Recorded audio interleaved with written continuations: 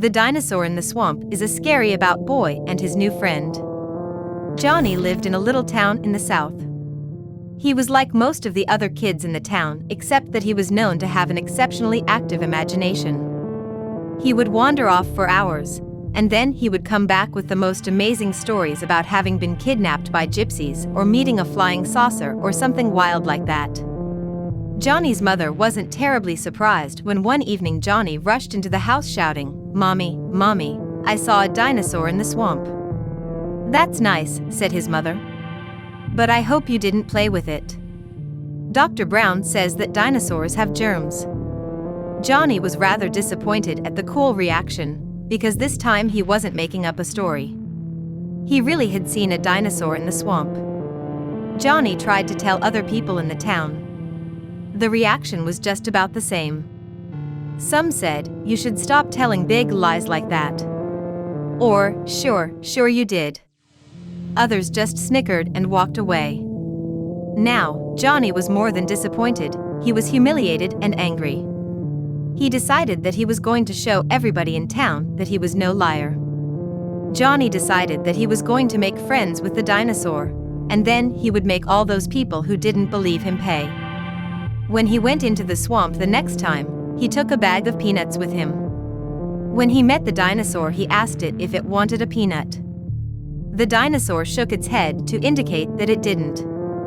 "That's good," said Johnny, "because then I can eat all of the peanuts myself." Naturally, as soon as the dinosaur heard that, there was nothing in the world it wanted more than a peanut. It whimpered and begged until Johnny very reluctantly gave it a peanut, and then another. But first he made the dinosaur promise that if he gave it peanuts, it would do everything he said. When Johnny went home that evening, he once again told his mother that he had met the dinosaur in the swamp. "You shouldn't play with dinosaurs," said his mother. "Dr. Brown says that dinosaurs have germs." "Well," said Johnny, "Dr. Brown shouldn't say such things about dinosaurs. It might make them mad." His mother ignored the last remark. Later that night, when the family was asleep, Johnny snuck back to the swamp, where he found the dinosaur waiting for him. He led the dinosaur to Dr. Brown's house. The next morning, Dr. Brown's neighbors awoke to find that the doctor's house, garage, and lawn had all been stomped out of existence, and Dr. Brown along with them. The only clue that the police were ever able to find was a couple of peanut shells. After that, Johnny began having the dinosaur stomp out the town a block at a time. On one particularly good night, he had the dinosaur stomp his school flat, while a PTA meeting was going on. Pretty soon there was nothing at all left of the town except the house in which Johnny and his family lived. One afternoon the family were all sitting on the front porch, and Johnny happened to mention that he had seen the dinosaur in the swamp again. "Well," said Johnny's mother, "I hope you don't play with it, because the late Dr. Brown said that dinosaurs have germs." Johnny whistled. The dinosaur came bounding out of the swamp. Johnny threw it a peanut and said, "Step on mother first." Wedding guest. There was a girl named Claudia Harper who got pregnant and gave birth to a baby boy. She was very young and wasn't ready to be a mother. She tried to care for the child as best she could, but one day the stress got the better of her. The baby wouldn't stop crying and, in a fit of insane fury, she strangled the child until it stopped breathing. Horrified by what she had done, the girl flew into a panic. She carried her baby's body to the moor and buried him in the soft ground. Then, she told her parents the baby had been kidnapped. They called the police, who searched the area, but never managed to find any trace of the child. 5 years later, the girl was pregnant again. She had another child, a little baby girl named Emily. This time, she was more prepared for motherhood. She raised the little girl and cared for her, but she never told the child what she had done to her older brother. Emily grew up to be a very pretty and well-mannered young woman. She met a handsome young man named Harvey Jennings, and the couple fell in love. So, it was no surprise when, at just 20 years old, Emily was going to be walked down the aisle. "Isn't this wonderful?" cried her best friend Sophie, who was also her maid of honor. "Now you're Miss Harper." But in a few minutes he'll be Mrs. Jennings. Emily nodded. I just wish my dad was here to give me away. Say, Sophie, did you see that guy? The young one in the waistcoat. Do you know who he is? Sophie shook her head. No, why? There's something odd about him, replied Emily. Meanwhile, the groom was talking to his brother in another room. Isn't this great, said Harvey with a smile on his face. You are so lucky, man, replied his brother. I've been single for 15 years now. I can't seem to find the right girl, and here you are, getting married already. Harvey Jennings grinned. You'll find the right one someday. Don't worry about it. By the way, I was wondering if you know who that guy I saw outside was. The really pale dude. His brother shrugged. Dunno, man. I've only met Emily's mother and stepfather. Harvey nodded and pushed all thoughts of the stranger out of his head. He didn't know why he'd asked. He didn't know many of his new bride's friends and family anyway. The wedding went smoothly, and everyone was excited about the reception. The bride and groom tried to speak to the strange guest, but whenever they went looking for him, it was as if he had disappeared without a trace. Eventually, Emily went to sit with her mother. This is one of the happiest days of my life, she sighed. Really? Asked her mother. So what are the others? All the days before Dad got ill, replied Emily. The day I met Harvey. Her mother smiled and walked away. Emily turned to find herself face to face with the mystery guest. He was even more strange close up. With dark brown hair and skin so pale it looked almost transparent. There was also an awful stench, and his teeth were yellow. She forced a smile and introduced herself. Hello, I'm Emily. I'm sorry, but I don't know your name. The young man didn't look much older than Emily herself. He stared into her eyes. Didn't Mother tell you? He hissed. Didn't she tell you about your big brother?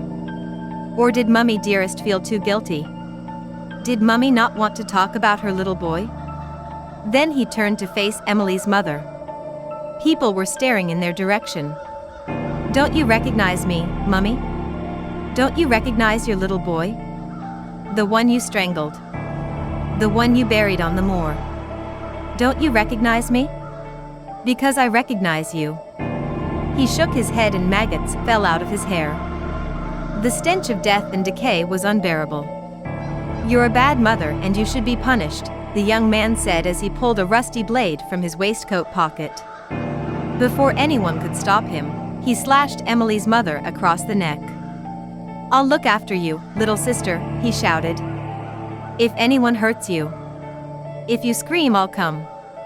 One of the guests lunged towards him, but the strange young suddenly disappeared into thin air. Emily's mother didn't die straight away. But before she died, she admitted to killing her son all those years ago and told them where she'd buried the body. When the police dug up the corpse, it had been reduced to a skeleton. Emily insisted on giving her dead brother a proper Christian funeral. It was a small affair. Just Emily, Harvey and his brother were in attendance. The ghost of her brother was finally laid to rest. The Yellow Handkerchief. I live at home with my parents and my grandparents in a small village in India. One day, my parents were supposed to go to the temple for worship and my grandparents decided to go with them. They did not want to take me as well, because my exams were fast approaching and I had to study. They all got ready early in the morning and said goodbye to me before they left. I smiled at them, waved and said, "Don't be late, Mommy. Come back soon, Daddy. Take care, Granny and Granddad. Bye." After they left, I sat down at my desk and started to study my chemistry notes. I was very weak in this subject and it took about 5 hours just to complete a chapter. Around midday, I took a break to eat some lunch. After I finished my meal, I took a short break of 15 minutes to give my poor brain a rest. It was so difficult to try and remember all the different chemical names and formulas. It was getting too boring and monotonous. Not even 10 minutes had passed when I heard the doorbell ring. Traying. I rushed to see who was there. To my utter surprise, I discovered my aunt standing on the doorstep. Her house was very far from mine, and she hardly ever visited us. I was overjoyed to see her. I hugged her and shouted, "Auntie, where have you been all these days? You never come to see us. It's been about 3 or 4 years that you had not contacted us. Why?" She just had a weird smile on her face and said in a soft voice, "I was not here. I went very far. Extremely far. How far you cannot imagine." I was confused and said, "Forget about those old days and just come on in. Let's have some fun." She came into the living room and sat on the sofa. I offered her tea. She refused it. I offered her a glass of water. She refused it.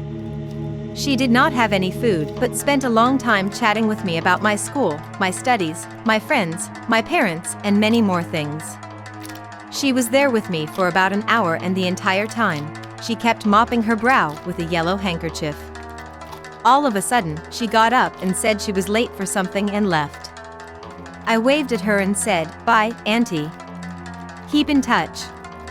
She had a weird look on her face and said in a gruff voice, "Goodbye." I turned around and went back inside. When I went into the living room, I found that she had left her yellow handkerchief on the sofa.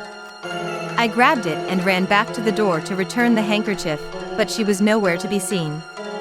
Where did she disappear to so quickly? I thought. I walked upstairs and sat back down at my desk to study, thinking of returning the handkerchief to her the next time she comes. After about 2 or 3 hours, my parents and my grandparents returned.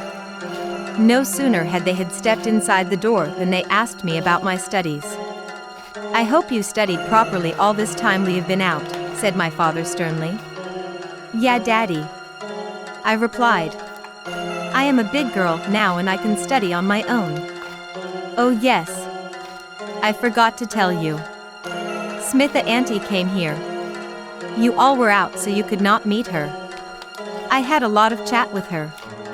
She talked too." "Who did you say came here?" my father asked. "What did you say? Say it again." "Relax, Daddy." I laughed. "Smitha Auntie. Smitha Auntie came here. You had something to tell her? Don't worry, she will have to come back. See, she left this yellow handkerchief here." "Where?" shouted my dad. "Where is the handkerchief? Give it to me. Now." "What's wrong with you?" I asked. "Why are you getting so excited?" "Do as I say," my father yelled. "Don't question me." I was shocked at such a behavior of my daddy. I gave him the handkerchief. He opened it and sat down on the nearest sofa in a way as if he had no backbone. He was just a huge heap. My mommy, Granny and Grandpa were all horrified as I had said this. I asked them what happened. "Why are you all behaving like this?" My grandpa replied with a soft voice, "She's dead. She's no more. She died 2 years ago." "What do you mean?" I shouted. "She came here today." I took the yellow handkerchief and found that there was a small note written on it with blood. It read as follows: "I just came to meet your daughter. I had asked you to take her to me before I die, but you never agreed. I did not come earlier as I was busy in hell carrying out the orders of the devil. Pleased with me, my master allowed me a leave for a day to come and meet your child. I don't know if I will ever return. Goodbye." The solid cement Cadillac. Harry Eames was really crazy about his wife, Julie. He was always kind and considerate. He never forgot her birthday or their anniversary. All she had to do was express the slightest desire to have something, and Harry would move heaven and earth to get it for her. The relationship wasn't quite perfect. Harry had one fault: he was insanely jealous. If Julie so much as smiled at another man, Harry would blow up. He distrusted the mailman, the milkman, the delivery man, the meter reader, the paperboy, every male that Julie might come in contact with when he wasn't around. They had 1,000 fights over his jealousy. Harry would always wind up admitting that Julie was right. She had never given him any cause to be jealous. Besides, this was the 20th century. She could not be locked up in a harem or go about the streets with her face hidden behind a veil. Harry knew that his jealousy was irrational and destructive. He did everything he could to curb it. He made resolution after resolution. Often weeks would go by and he would be just as sweet as could be. Julie would begin to hope and even to believe that he had finally conquered his mad jealousy. Then one day there would be some trivial incident. Julie might smile at the vegetable man in the A&P, and that would set him off. He would explode, and there would be a big fight and the inevitable reconciliation in which Harry would abjectly admit to his bad behavior and swear that he would do better next time. On this particular day, Harry was going through one of his regular periods of deep remorse. He felt that his jealousy was wrecking his marriage. Harry worked for a construction company. One of the several jobs that he did was to drive a ready-mix cement truck. On the day in question, he was delivering a load of wet cement to a construction site not far from his own home. On the spur of the moment, he decided that he would make a small detour and pop in on Julie to apologize once again for how badly he had been behaving. When he came within sight of his house, he saw that there was a strange car parked in his driveway. It was a large, shiny Cadillac convertible, with the top down. It was the kind of car that you don't see very often anymore. Whose car was it? Instantly, jealousy rose in Harry's mind and pushed out all his previous feelings of remorse and resolutions of calm and trust. He parked his truck about a block away and snuck back to his house. As he crept around the back of the house, Harry heard voices coming from the kitchen. He peered in the window, and there was his wife talking to a handsome and well-dressed young man whom he had never seen before. The couple were laughing and joking together. He could imagine whom they were laughing at. "I knew it," he said to himself. "I knew it. All of these years she has been lying to me. I wonder how many guys like this there have been. I'll bet they're having a great big joke at my expense." For a moment Harry thought about bursting into the house and confronting the guilty couple. But what good would that do? They would just lie to him. Julie had been lying to him for years. She might even be able to convince him that she was innocent, as she had so many times in the past. Then Harry had a brilliant idea for revenge. He crept out of the yard and back to his truck. He pulled the truck up alongside the Cadillac convertible in the driveway. The truck made a lot of noise, but as Harry sourly observed, they must have been having such a good time back there that they didn't hear a thing. Then Harry dumped the whole load of cement into the convertible, filling it completely. He drove away, feeling immensely satisfied with himself. When Harry returned home that evening, he decided to play it cool and act as if nothing had happened. "Hi, honey, I'm home," he called out cheerfully. "Anything important happened today?" As soon as Julie heard his voice, she broke down. "Oh, Harry," she wailed. "The most awful thing has happened." And then she explained. The Cadillac was a present that Julie had bought for Harry out of a small inheritance she had received. She knew Harry was a real car nut and had always wanted a car like that, but they would never be Abby to afford one. So she bought it for him as a surprise. The strange man was the car dealer, and the two of them had been sitting in the kitchen signing the final purchase papers. They had been laughing over how surprised Harry would be when he came home and found the car of his dreams parked in the driveway. Who was that guy? I was 24 and I worked at an office. One morning, my alarm didn't go off and I overslept. When I woke up, I was already 30 minutes late for work. I got dressed as fast as I could and raced to my office, worried that I would be fired for being late. I made it to the office, parked my car and ran into the building. As I stepped off the elevator, I noticed people giving me weird looks. Everyone was staring at me. I started to panic because it was as if they all knew I was going to be fired or something. When I saw my desk, things started to go from weird to terrifying. Someone was sitting in my cubicle, typing on the computer. It was a man. He turned his head and looked over his shoulder. Our eyes met and I felt the blood freeze in my veins. The man sitting at the desk was me. He had the same clothes, the same hair, the same face. He looked at me, startled, and then started to frantically pack up his papers. As I was walking towards him, he suddenly darted out of the cubicle and ran around the corner. I ran after him, hoping to catch him, but as I turned the corner, there was nobody there.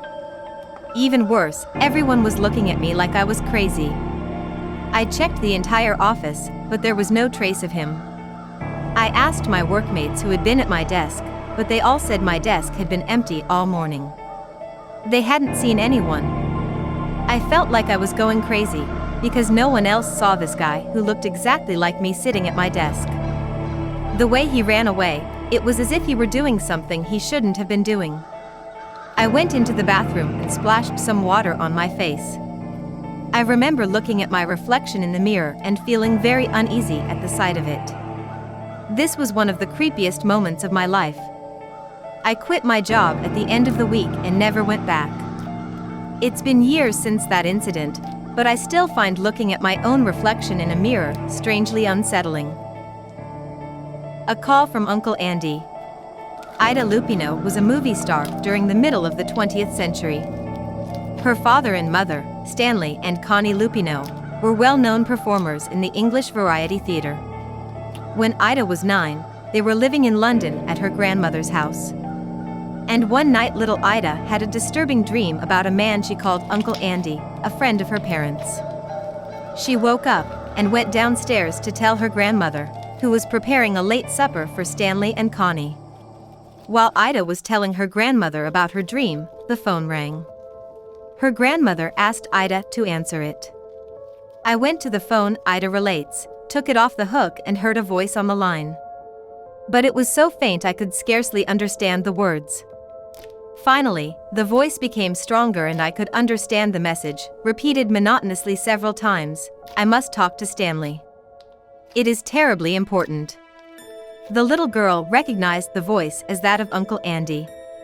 She said her father wasn't home yet. But the voice kept saying the same thing over and over. Ida called her grandmother to the phone. She heard her grandmother say, "Andy, are you ill? I'll ask Stanley to call you the moment he comes in." Then the call was cut off. Ida's grandmother protested angrily to the operator, who insisted there had not been a call on the line in the past hour. Stanley and Connie returned a half hour later and Ida told them that Uncle Andy had called. They looked very upset and tried to send her to bed. But her grandmother backed her up. "She's not mistaken, Stanley," she said. "I heard Andy too. I think you had better call him. He sounded as though he were ill." Ida says she has never forgotten how shaken her father's voice sounded when he replied, "Mom," he said, "Andy is dead. He hanged himself 3 days ago."